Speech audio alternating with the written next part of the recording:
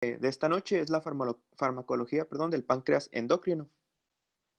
Bueno, primero que nada, ¿no? Pues el páncreas es una glándula con funciones tanto exócrinas como endocrinas. En este caso nosotros vamos a hablar de la función endocrina, que es la que nos compete. En endocrina, pues el páncreas está compuesto por lo que son los islotes de Langerhans, que están distribuidos por todo el páncreas y estos contienen varias células productoras de hormonas, de diferentes hormonas, como es la insulina, ¿no? Que en este caso es la que más nos vamos a hablar.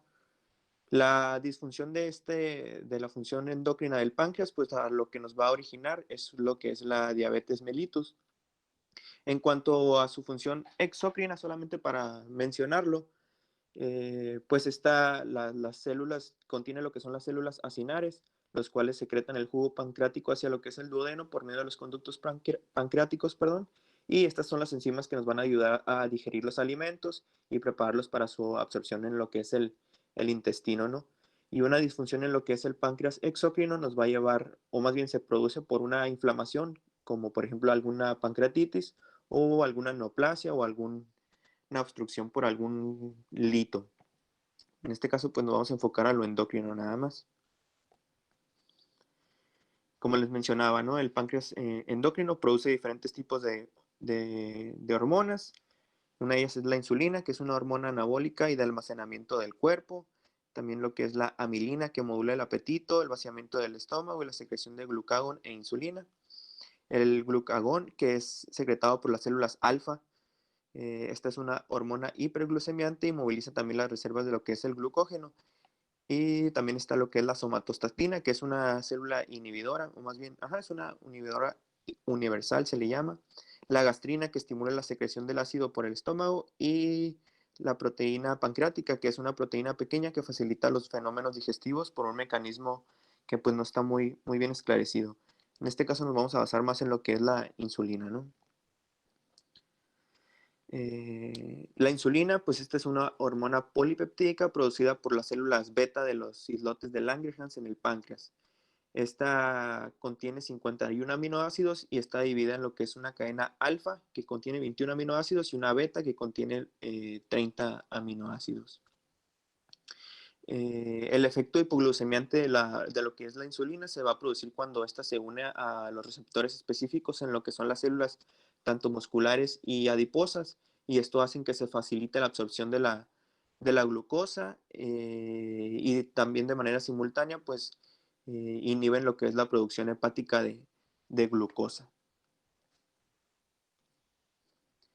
La insulina, pues es la piedra angular para lo que es el tratamiento de la diabetes mellitus tipo 1, aunque también se puede utilizar en muchos pacientes con diabetes mellitus tipo 2.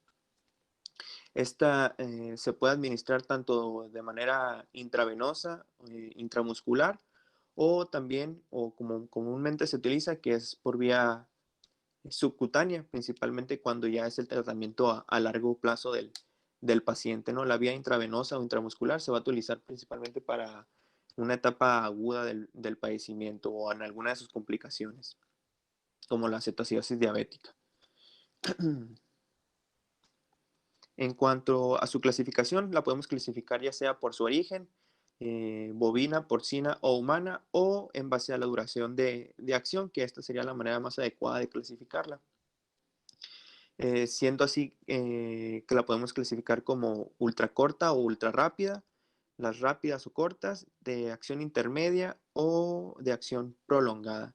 En cuanto a la ultra rápida o ultra corta, también en muchas, bueno, dependiendo de la bibliografía donde lo lean o lo hayan leído, la incluye también dentro de lo que es las rápidas, ¿no? Bueno, empezando con las de acción ultra corta, tenemos dos, que es la Lispro y la Aspart.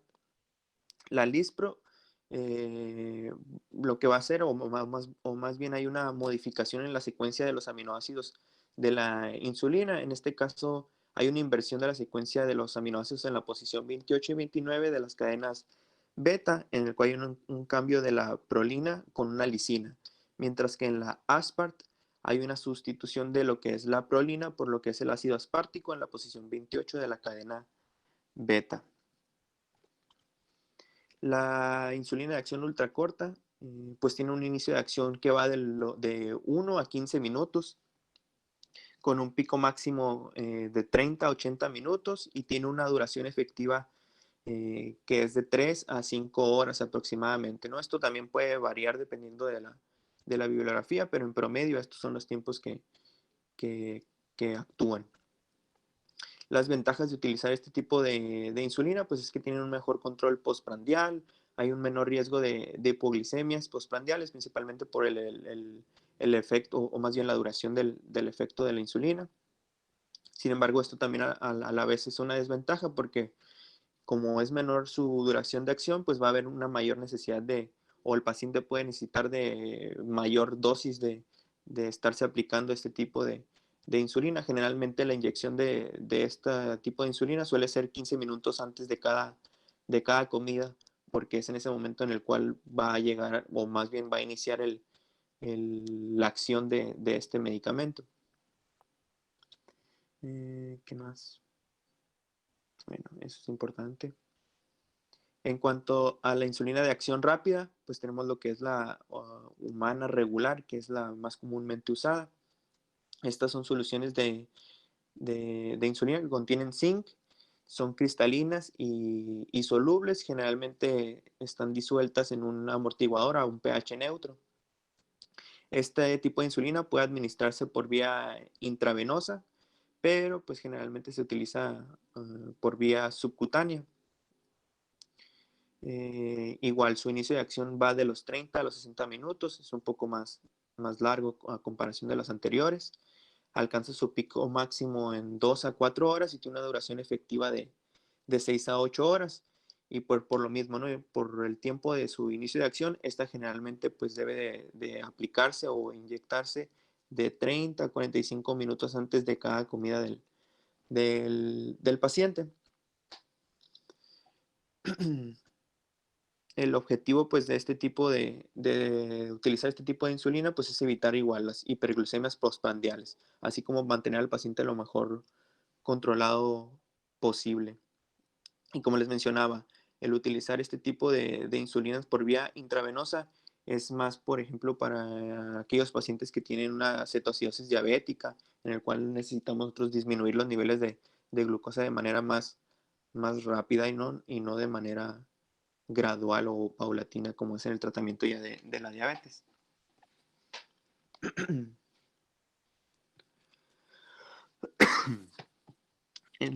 La otra tipo de insulina, que son las de acción intermedia, estas están formuladas de manera que se disuelven de una forma gradual cuando se administran de manera, o más bien por vía subcutánea.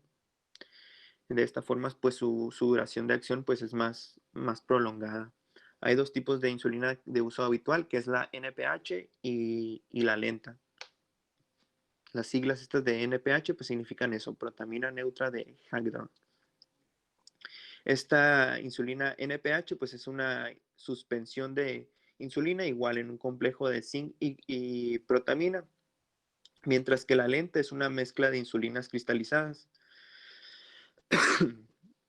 En pacientes con diabetes mellitus tipo 2, este tipo de insulina puede ayudarles mucho también para normalizar sus glicemias. Es la que más se suele utilizar en los pacientes con diabetes mellitus tipo 2. Y esta pues se suele administrar una vez al día, ya sea por la mañana antes del desayuno o también se puede administrar 2 veces al día dependiendo del control de qué también, o más bien de qué tan bien controlado esté el paciente, ¿no? Su inicio de acción va de las 2 a 4 horas, alcanza su pico máximo en las 6 a 7 horas y tiene una duración efectiva de 10 a 20 horas. Por eso que que a lo mejor con una dosis de una sola vez al día, el paciente puede estar bien controlado, ¿no? Si también hay buenos hábitos en su estilo de vida.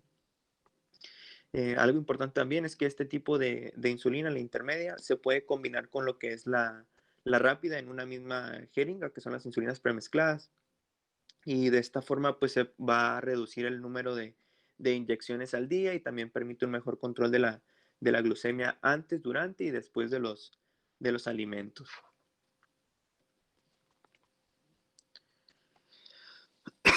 En cuanto a la insulina de acción prolongada, tenemos a lo que es la glargina, que fue el primer análogo de acción prolongada que apareció. Este proporciona 24 horas de control con una administración de una vez al día y está indicada en pacientes está indicada en el tratamiento de pacientes con diabetes mellitus tipo 1 y tipo 2.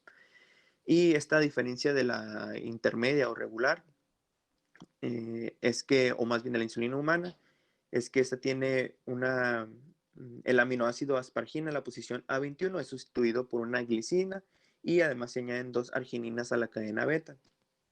También a este tipo de insulina se le agregan 30 miligramos por mililitro de zinc para facilitar su cristalización en lo que es el tejido subcutáneo y de esta manera se retrasa su absorción, lo que le da su efecto más prolongado.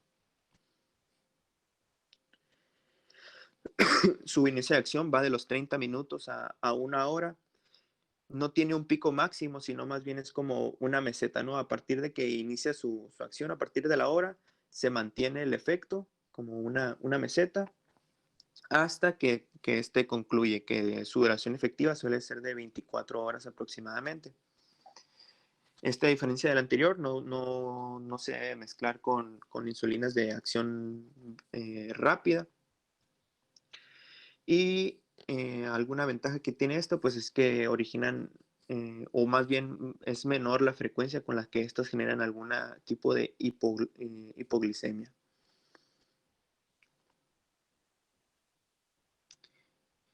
En esta tabla pues se resume cada uno de los tipos de insulina que mencionamos, tanto las rápidas, las intermedias y las lentas, y es lo que les mencionaba, muchas veces o en varias bibliografías, dentro de la rápida vienen incluidas ya las ultra rápidas como la Lispro y la Aspart.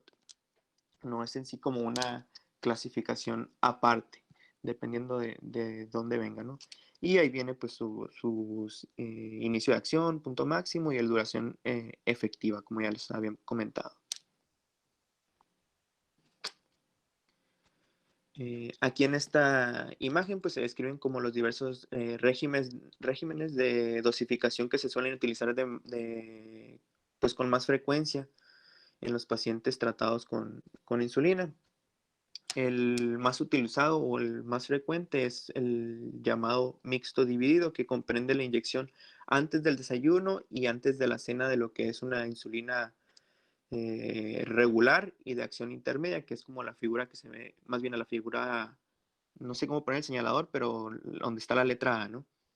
Y ahí se ve la curva que alcanzan que se aplican en el desayuno, la curva que alcanza el efecto y cuando está desapareciendo, como se mezcló con una intermedia que es la NPH, no queda descubierto ese tiempo en lo que va como del almuerzo a la cena, porque todavía tiene la duración del efecto de la intermedia.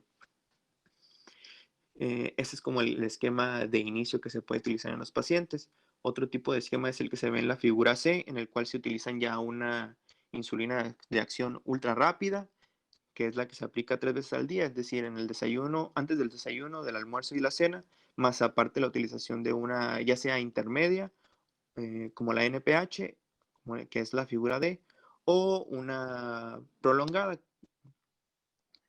como es la glargina, ¿no? Que sería la figura C, y eso ya nos da como el mantenimiento de la insulina durante las 24 horas del día.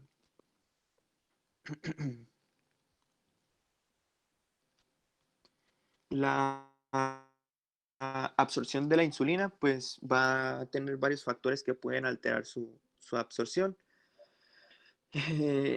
Esta se ve, o más bien los factores que determinan la velocidad de la absorción de la insulina, pues van a verse modificados por el sitio de inyección de donde ésta se aplique, el tipo de insulina que se vaya a utilizar, el flujo sanguíneo subcutáneo y la actividad muscular regional en donde se aplique, los volúmenes y concentraciones de la insulina inyectada, así como la profundidad de la inyección. Como les comentaba, ¿no? El inicio de acción será más rápido si se administra por vía intramuscular que por vía subcutánea.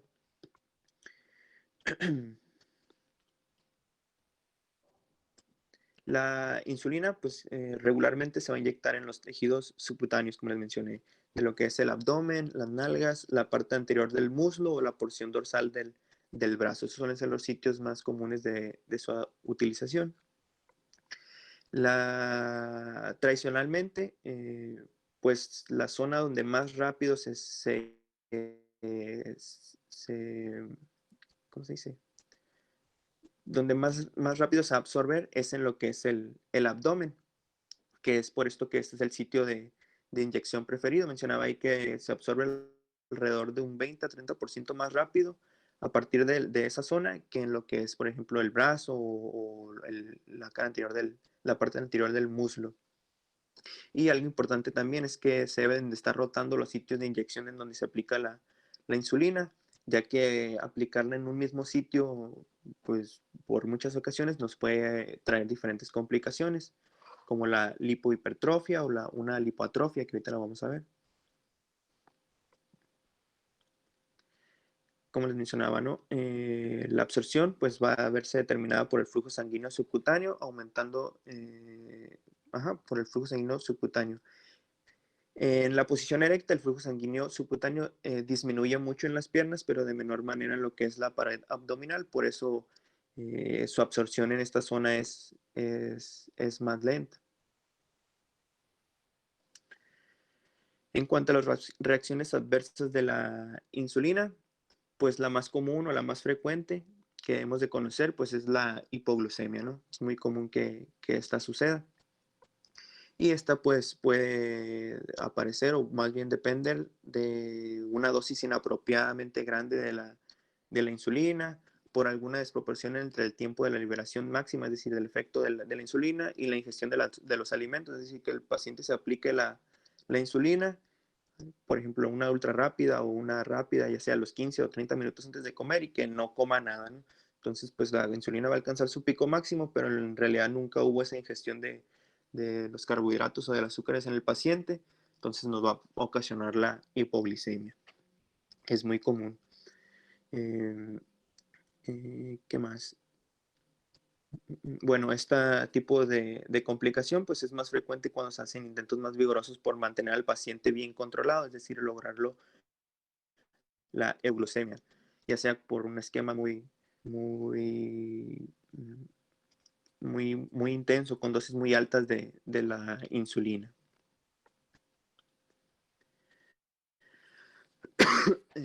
La reacción inicial pues de la insulina va a ocasionar un decremento de la secreción de insulina endógena cuando se detecta el organismo detecta la hipoglicemia. Esto hace que se liberen hormonas reguladoras como son la adrenalina, el glucagón, la hormona del crecimiento y el cortisol y la noradrenalina, como para tratar de compensar esta hipoglucemia. Los síntomas de la hipoglicemia van a aparecer cuando tenemos una glucosa sérica de 60 a 80 miligramos por decilitro aproximadamente. Los síntomas, pues los primeros que aparecen, por lo general, suelen ser la diaforesis, el paciente refiere hambre, puede haber parestesias, palpitaciones, temblor o ansiedad, ¿no?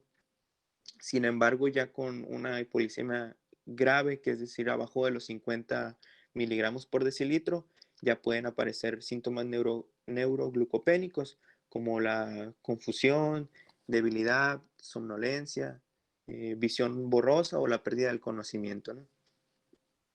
Que son ya síntomas un poco más graves del paciente.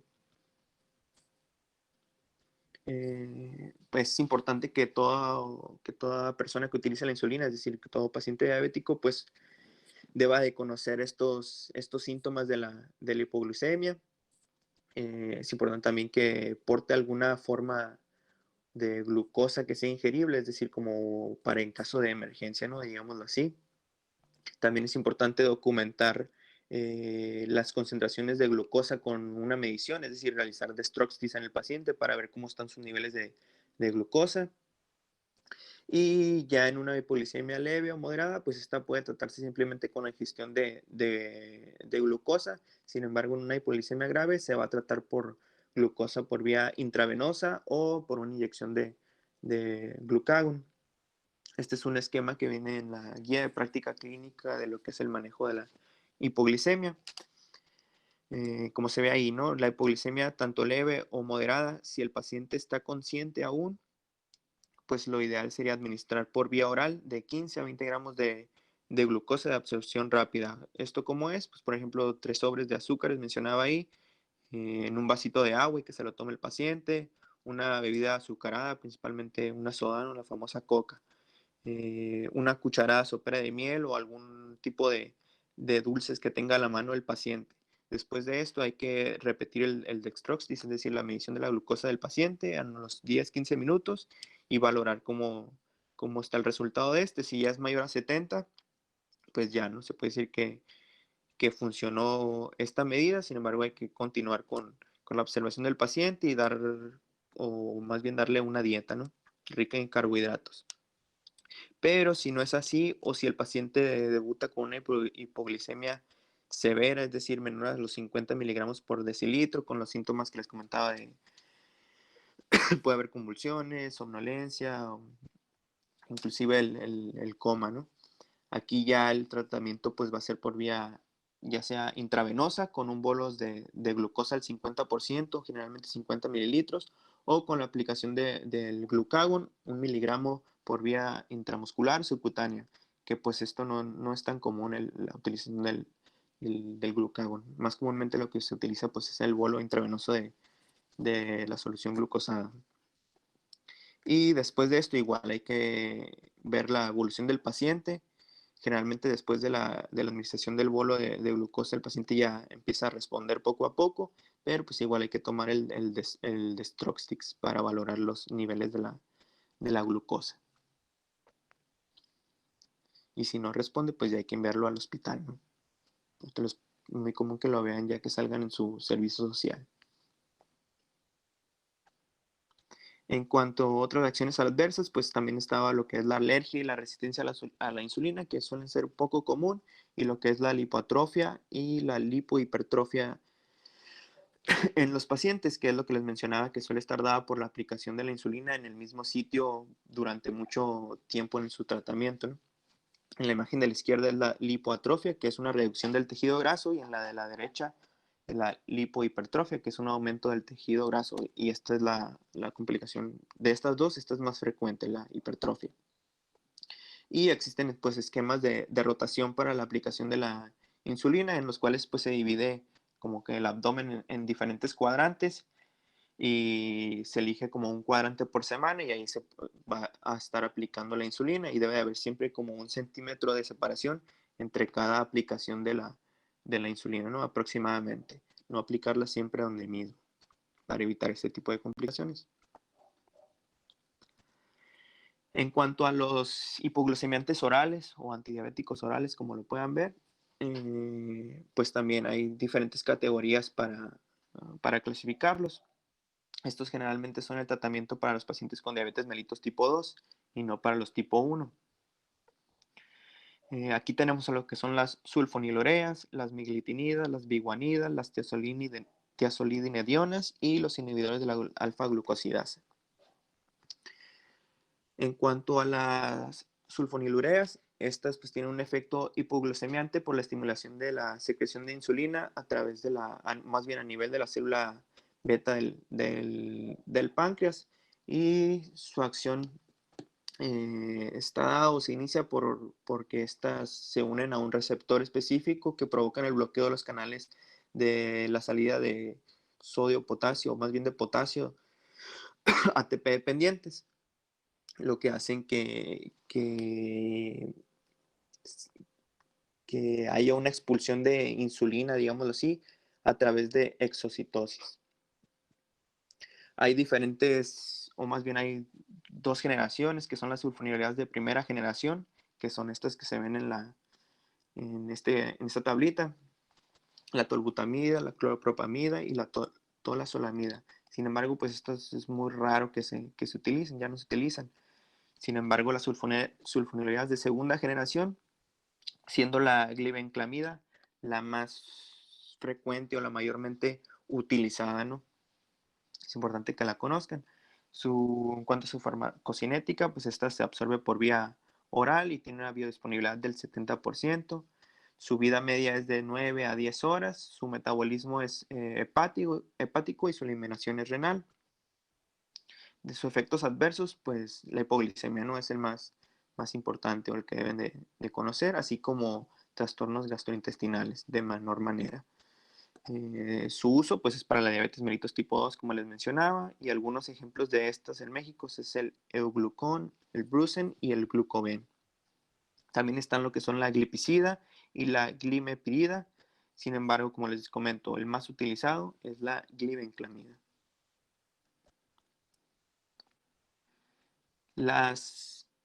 Otra familia o la otra categoría son las meglitinidas. Estas, al igual que las sulfonilureas, actúan estimulando la secreción de insulina por la inhibición de los canales de potasio dependientes de ATP en las células beta del páncreas. Sin embargo, esta acción solo se va a dar en presencia de glucosa exógena, por lo cual el uso de estas es exclusivamente de manera preprandial. Algunos ejemplos de las meglitinidas pues son la repaglinida y la nateglinida. Eh, Ambas tienen una vida media de aproximadamente una hora y media. Su metabolismo es hepático y su eliminación es tanto por bilis y en riñón, en diferentes porcentajes. Como mencionaba, todos son para el tratamiento de la diabetes mellitus tipo 1. Sus efectos adversos o más comunes pues, son la hipoglicemia, así como los gastrointestinales, diarrea, dolor abdominal, náuseas, vómitos. Sin embargo, siempre el más importante o con el que se deben de quedar pues, es la hipoglicemia, ¿no? Como ya lo vimos. Igual la netaglinida. La otra familia, también muy importante, más bien la más conocida o la más frecuente, son las biguanidas. Estas, el fármaco de esta familia pues es la metformina, ¿no? Que creo que todos ya conocen. Su mecanismo de acción, mencionaba ahí que no se conoce muy bien con exactitud. Sin embargo, se ha observado que sus efectos,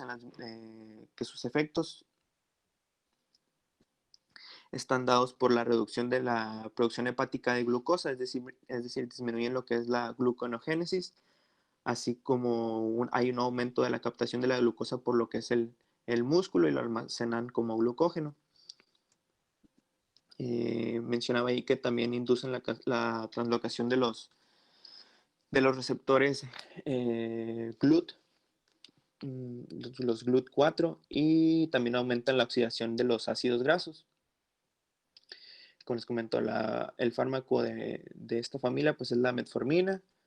Tiene una vida media de 3 horas aproximadamente. Su absorción es en el intestino delgado y esta no se metaboliza, se excreta únicamente por lo que es el riñón. Igual su indicación pues es el fármaco de inicio generalmente en lo que es la diabetes mellitus tipo 2, ya sea solo o en combinación con otros fármacos. Ya esto de la terapia, o más bien del tratamiento de la diabetes mellitus, ya lo verán en sus otras clases, ¿no? Cuando hablen de lo que es la diabetes como tal. Los efectos adversos de esta, pues suelen ser más comúnmente de tipo gastrointestinal, como la diarrea, náuseas, vómito. También hay una disminución en la absorción de la vitamina B12. Y otro efecto importante es que estos pueden ocasionar lo que es una acidosis láctica. Y algunos ejemplos en México de esta, pues son esos que menciona ahí, ¿no? El Aglumet, el Anglucid y el Glucophage.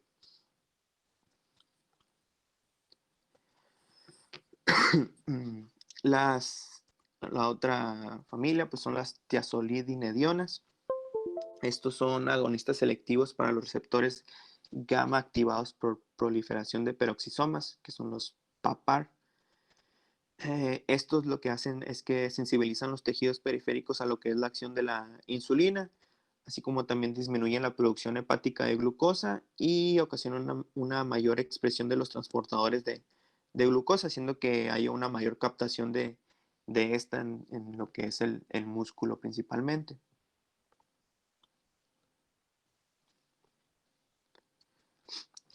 Algunos ejemplos de estos pues son la pioglitazona y la rosiglitazona. Ambas su absorción es por vía oral, casi completa. Tiene una vida media aproximada de las 3 a las 6 horas. Su metabolismo de ambos es hepático y su eliminación es por vía fecal y renal. Esta, en cuanto a sus efectos adversos, principalmente de la pioglitazona, pueden tener retención de líquidos, también hematopoyéticos como lo que es la anemia o edema también se puede llegar a presentar, ¿no? Es raro que causen hepatotoxicidad, pero puede llegar a aparecer. Igual el uso de estos para el tratamiento de la diabetes mellitus tipo 2 y pues esos de ahí son algunos ejemplos que encontramos en México, ¿no?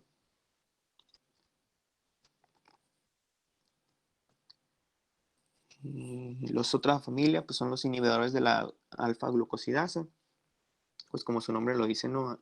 Inhiben a las alfa-glucosidas intestinales, que son las maltasas, las dexacarasas, dextrinas, las glucoamilasas. Estas están presentes en lo que son las vellosidades intestinales y estas enzimas son las que realizan el desdoblamiento de lo que es la sacarosa y la maltosa, así como de otros oligosacáridos en monosacáridos, es decir, en glucosa, fructosa y galactosa. De esta manera, pues se reducen los picos en los niveles de glucosa después del alimento, después de las comidas. Estas sí se pueden utilizar tanto en los pacientes con diabetes mellitus tipo 1 y tipo 2. Y su utilidad clínica, es pues la corrección de lo que son las hiperglucemias postprandiales. Mencionaba ahí que pueden ocasionar una disminución de la glicemia postprandial de 45 a 60 miligramos por decilitro. De la glicemia en ayuno lo pueden disminuir de 20 a 25 miligramos y hay una disminución de lo que es la hemoglobina glucosilada de 0.5 a un 1%. Sus efectos adversos, como casi todos, van a ser gastrointestinales, diarrea, dolor abdominal y flatulencia, ¿no? La carbosa, bueno, los dos ejemplos de estos son la carbosa y el miglitol. Más comúnmente lo que se suele utilizar es la carbosa. Estos se pueden utilizar ya sea de manera individual o combinados. Por sí solo, estos es muy raro que causen una hipoglicemia, generalmente no la causan, pero cuando se combinan, por ejemplo, con una sulfonilurea, aquí sí hay que tener cuidado porque es común que pueda llegarse a ocasionar una hipoglicemia. Y pues estos también se pueden utilizar en pacientes prediabéticos y esto mencionaba ahí que disminuye los casos de que el paciente prediabético evolucione ya a lo que es la diabetes mellitus tipo 2. Como les mencionaba, los ejemplos de esto que hay en México son el miglitol, que la presentación es el diastabol, y lo que es la carbosa, que es más común que se utiliza que es el glucovay. La dosis pues suelen ser de la carbosa de 25 a 100 miligramos antes de las comidas y el miglitol igual manera de 25 a 100 miligramos antes de la alimentación. Y pues nada, esto sería todo en cuanto al tema del páncreas endocrino.